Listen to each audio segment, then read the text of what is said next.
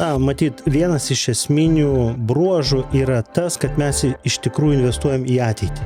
Paprovokuosiu. Kai pradedate investuoti į įmonės, jos vertė yra nulis turbūt. Teoriškai 1000 eurų Lietuvoje. Tiek yra įstatinis kapitalas įmonės. Paprastai šitoj srity manoma, kad 2-3x jau yra labai geras rezultatas.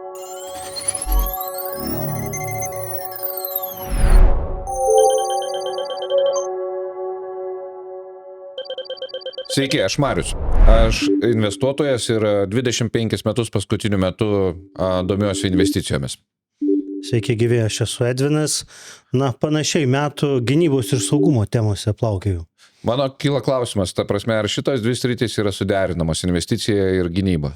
Tai pabandykim pašnekėti, nes iš tikrųjų mūsų organizacijoje tą bandom ir manau, kad visai neblogai daryti jau 3 metus. Ir suderinom rizikos kapitalo logiką su progresyviu augimu, su startuolių gyvenimu, būtent gynybos ir saugumo temai.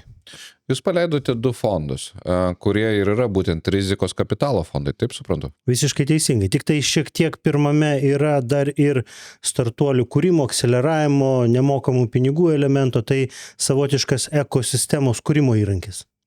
Ar tie fondai tarpusavy yra susiję?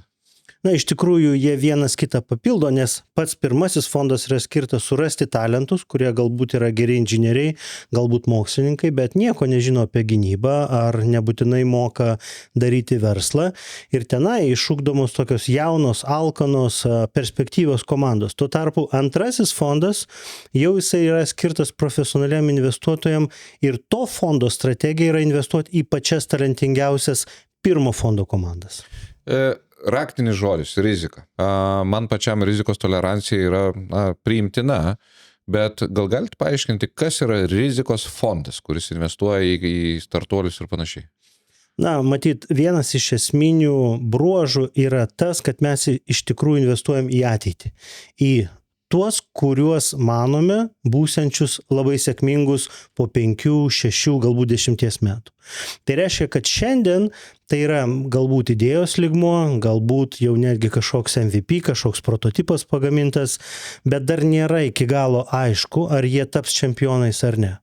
Kai kalbam apie riziką, mes sakome, tai žiūrėkit, valdykime jas, nes rizikos visur yra, visame ką mes bedarytumėm, jos egzistuoja. Čia nieko nėra blogo, kaip tik mes sakome, kad tai investuokime į ne vieną startuolį, ar ne, kas iš tikrųjų gali, baigtis pinigų praradimu, bet investuokime į portfelį. Tai reiškia į 10-15 įmonių ir matyt, kad dalis natūraliai savo gyvenimą baigs taip ir nepasiekia tikslo, tačiau 1, 2, o gal ir daugiau išaus ir uždirbs viso fondo investuotojams grąžą.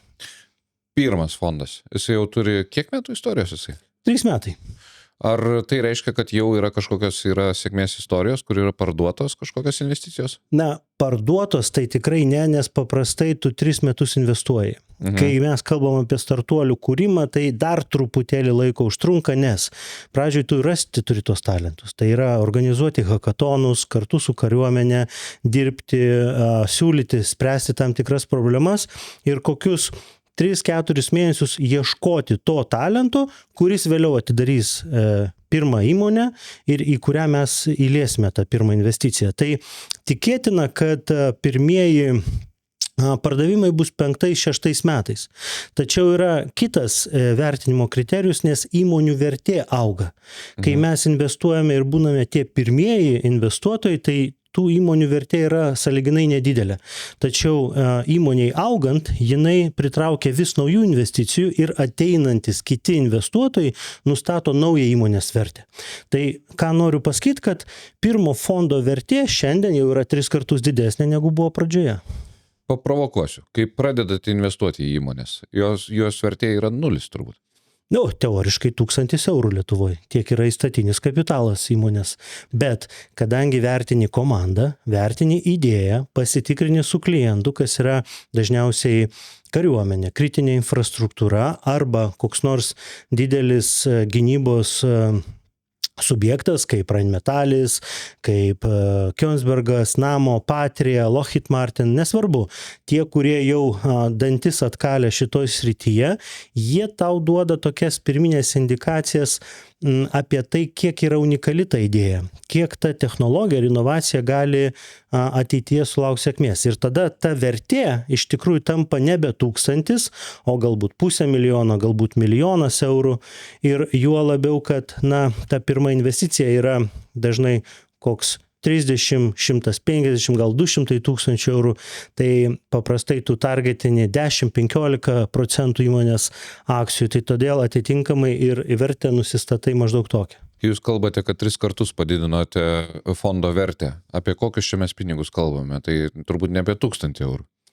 Ne, iš tikrųjų, pirmas fondukas jis nebuvo didelis. Jis buvo 5 milijonų eurų dydžio ir pusę pinigų maždaug skyrėme tam, kad pritraukti žmonės, kad sudominti, kad apmokyti, kad pritraukti pačių geriausių profesionalų, kurie dirbtų ne vieną mėnesį su tom įmonėm, kad apskritai jie pradėtų kurti ir spręsti problemą.